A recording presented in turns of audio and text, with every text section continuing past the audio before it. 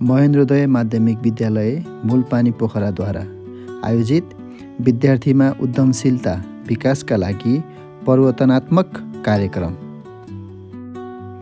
च्याउ उत्पादनका लागि परालका साना साना टुक्राहरू गर्ने कार्य सुरुमा भयो। टुक्रा पारिसकेका अनि परालका टुक्राहरूलाई अनि सफा गर्ने कार्यहरू यहाँ भइरहेको छ र त्यो पराललाई राम्रोसँग भिजाएर अनि यहाँ सफा भयो। सफा गरिसकेपछि परालमा भएका कीटाणुहरू मार्नको लागि त्यसलाई अनि बफाउने काम चाहिँ यहाँ भइरहेको छ।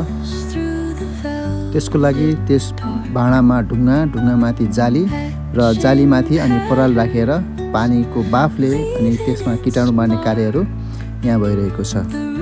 20-25 मिनटसम्म परालमा भएका कीटाणु बाफद्वारा मारिसकेपछि हामी त्यसलाई अब निकाल्छौँ।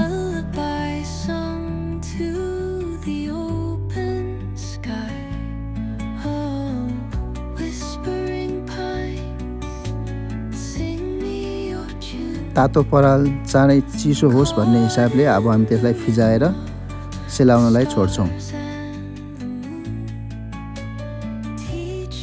र यहाँ प्राविधिक सरद्वारा अनि च्याउ खेतीको बारेमा यहाँ जानकारी प्राप्त भइरहेको छ। अहिले च्याउ खेती बेमौसमी भएको कारणले गर्दाखेरि यसमा च्याउ बाहेक अरू अन्य ढुसी नउम्रियोस् भन्ने हिसाबले त्यसमा हामीले फङ्गिसाइड मिसाउने कार्यहरू यहाँ भइरहेको छ।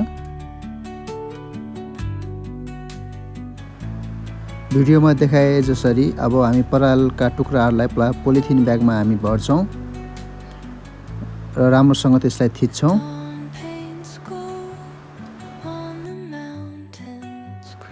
अनि च्याउको बिउ लिएर हामी परालको छेउछेउ पर्ने हिसाबले राख्छौँ।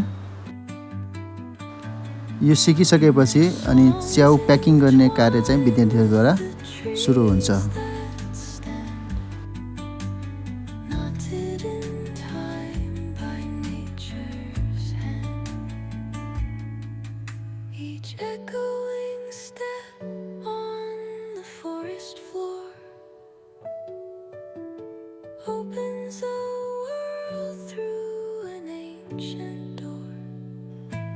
प्याकिङ भइसकेपछि त्यो अनि प्याकको वरिपरि चाहिँ साना साना प्वालहरू चाहिँ पार्ने कार्य यहाँ भइरहेको छ।